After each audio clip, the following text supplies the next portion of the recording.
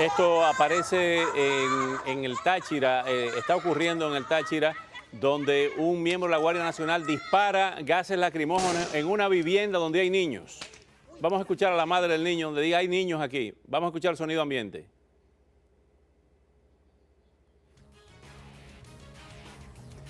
Bueno, y justamente son imágenes como las que estamos viendo y tenemos aquí a Esteban Gervasi y a Juan Fernández. Esteban, tu evaluación de lo que está ocurriendo, ¿ya se ha llegado al punto de no retorno? Sí, Oscar. Bueno, primero darte las gracias por todo el esfuerzo que ustedes han hecho y ustedes han sido clave en este proceso porque la comunidad internacional está enterada de lo que está sucediendo gracias a personas como tú. Y lo otro es que yo suscribo muchísimo las palabras del alcalde Ledesma porque hizo un resumen muy importante de la situación en Venezuela. Después de un mes tenemos hoy 27 muertos, todos estudiantes, hay 2 guardias nacionales que fueron de baja por los mismos grupos armados, estos paramilitares que llaman colectivos, pero lo que está buscando la juventud venezolana a raíz de una violación en el estado Táchira antes del 12 de febrero, la respuesta ha sido el asesinato de estudiantes venezolanos. En la historia republicana venezolana nunca ha habido la cantidad de estudiantes asesinados como tenemos en este mes de febrero y en este mes de marzo. Ahora dice Maduro, dice el presidente Maduro, que hay francotiradores dentro de los manifestantes que produjeron la muerte de este guardia nacional, este capitán. Ahora fíjate, Oscar, la diferencia de estos sucesos de este mes y del mes pasado con los meses anteriores es que ahora la tecnología nos ha permitido grabar, registrar todos estos videos, estos audios, todos estos documentos históricos donde prueban que el armamento y el monopolio de la violencia la tiene solo en la dictadura de Nicolás Maduro. Esto es irreversible.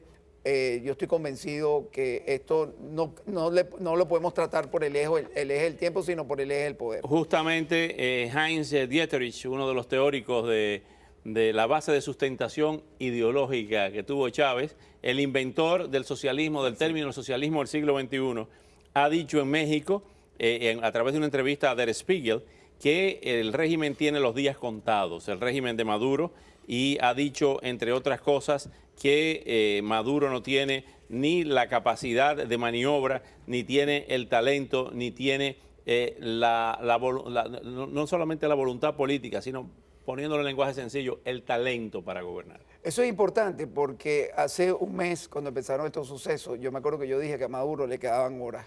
Y no me equivoqué, porque Maduro tenía en aquel momento, hace más de 28 días, la capacidad de rectificar.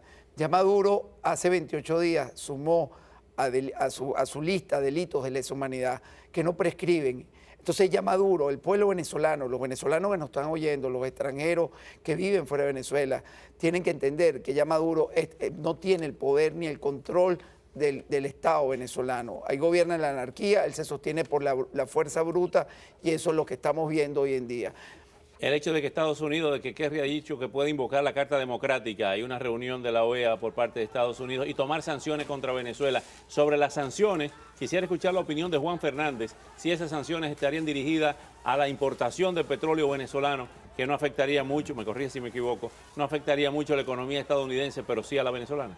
Bueno, el estado crítico de la economía venezolana es evidente. Una de las cosas que está subyacente en esta crisis es precisamente la economía, las colas para comprar, la tarjeta electrónica, como llaman ahorita.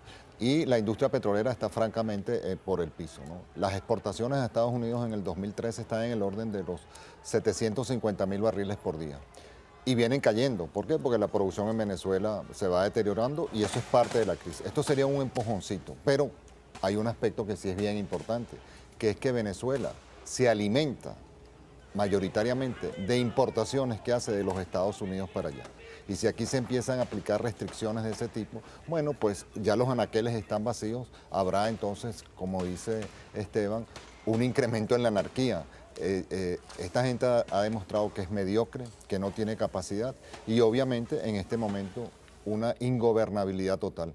El mercado financiero internacional, esto que acaban de crear del CICAT 2, que es otra medida para paliar La escasez de divisas no está funcionando. Nadie está dispuesto en este momento a invertir con lógica en Venezuela y la represión es la única respuesta que está viendo el mundo de lo que es el señor Maduro y la dictadura que nos viene aplicando a todos los venezolanos. Esteban Gervasi, cuando dice que le quedan 8 semanas, Hans Dieterich, se habla también de pronunciamientos militares que no se han producido, pidiendo la salida de las tropas cubanas y de la participación cubana activa en todo lo que es el sostenimiento del gobierno de Nicolás Maduro. También la hipótesis aquella o la afirmación de que el ejército no iba a disparar contra su pueblo, sacaron los tanques en el Táchira, los aviones Sukhoi han sobrevolado cielos venezolanos para amedrentar a la población. Por lo menos la Fuerza Aérea y el Ejército y la Guardia Nacional son 3 componentes que están respaldando a Maduro. Por supuesto, Oscar, porque una de las cosas que hizo Chávez fue cambiarle la genética a los militares venezolanos. Los involucró en narcotráfico, le dio permisibilidad. Yo te recuerdo el caso Apure. Ahí había el capitán Aguilera que fue asesinado, que se decía públicamente que era el amante de Chávez. Eso se decía en la fuerza. Eso es una cosa que es pública y notoria. Yo no lo estoy inventando aquí en el programa. Chávez lo retira en pleno ejercicio de la gobernación de Apure y nombra al viceministro Carrizales, que es militar, por donde pasaban todos la droga de la FARC, venía por el camino de Apure, Barinas, Guárico, Aragua. Por eso es que él nombra ese eje, que es el eje del narcotráfico. Él retira la DEA de Venezuela y mete a estos militares.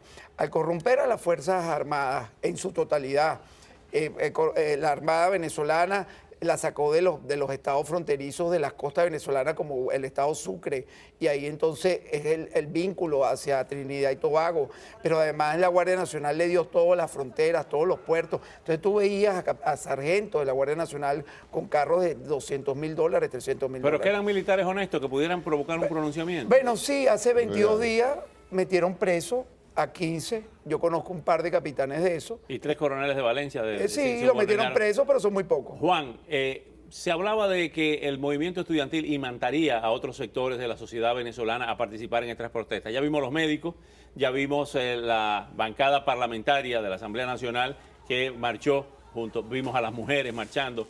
Ahora, ¿qué pasa con el sector obrero? ¿Qué pasa? Se habla de un paro de los transportistas en algunos días, pero simplemente ha sido como rumor. El sector petrolero, el sector donde descansa todavía la economía venezolana, ¿hay sectores que podrían unirse a estas protestas? Bueno, yo creo que el gobierno ha venido aplicando unas medidas de represión tan fuertes y que tienen que ver con esto que hicieron hace unos días atrás de ir a Miraflores a firmar un contrato colectivo y mostrarse como, digamos, solidarios con la revolución, pero dentro de lo que está pasando en la industria petrolera, evidentemente que hay descontento. Porque, como tú señalabas, y al alcalde Ledesma también, todos tenemos familia, todos tenemos hijos, todos tenemos algo en que nos repercute. Y yo creo que esto es un proceso que va a evolucionar y en esa evolución se van a pegar de todos lados. Hoy, por ejemplo, hubo una demostración de eso. Maduro quiso convocar a funcionarios de los empleados públicos del gobierno a una marcha obligada a la Plaza Venezuela para evitar que los estudiantes fueran. ¿Quiénes llegaron allí? Los colectivos que les pagan, pero los empleados públicos no fueron. Y quiere decir que ya la gente se está dando cuenta que hay un deterioro, que Maduro es incapaz de tener, entre comillas, ese enamoramiento con el pueblo que tuvo el difunto Chávez. Los cerros no han bajado todavía, Esteban. No. Lo que llamaban en Roma la Concilia Plebis. No, los cerros están empezando. Pero los cerros están en las calles de Caracas. Esos muchachos son todos humildes. Tú ves esos muchachos. Yo no he visto a nadie del Country Club de Caracas y la Lagunita asesinado en el último mes, Oscar. Son pura gente humilde. La Isabelica en Valencia, donde hay hoy... Acaban de asesinar a un joven hoy en la hubo Isabelica. Uno Sí. que estaba pintando su casa y otro que estaba protestando, y además asesinaron a una niña de 6 años, Oscar. Estamos hablando de Jesús Enrique Acosta, que murió al recibir un impacto de bala en el cráneo. Y el de Sousa, que es de la Candelaria. De la Candelaria. Ahí no hay gente de los sectores ricos del país. Es más, Oscar, mira, eso es un mito que nos ha sembrado la comunicación de la dictadura. Isabelica es un lugar humilde. Súper humilde, Sí. es como el 23 de enero como de el Caracas, pero mucho más humilde, porque se hizo en la época, se comenzó en la época de Betancourt y lo terminó Carlos Andrés Pérez. Ya.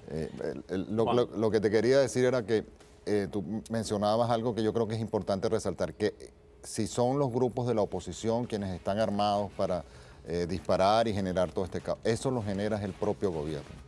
ellos son los que están disparando, ellos son los que tienen las armas y te puedo dar fe con toda seguridad de que eso no es así, porque mi hija sufrió una herida de bala en una de estas manifestaciones. El 12 de febrero. Lo que quiere ¿Y cómo está ella? Bueno, bien, gracias a Dios. Pero lo que me dijo es que quienes protegían a los paramilitares estos de los colectivos, la Guardia Nacional. La Guardia Nacional. Juan Fernández, muchísimas gracias. Esteban Gervasi, Gracias, muchas gracias Juan. por venir.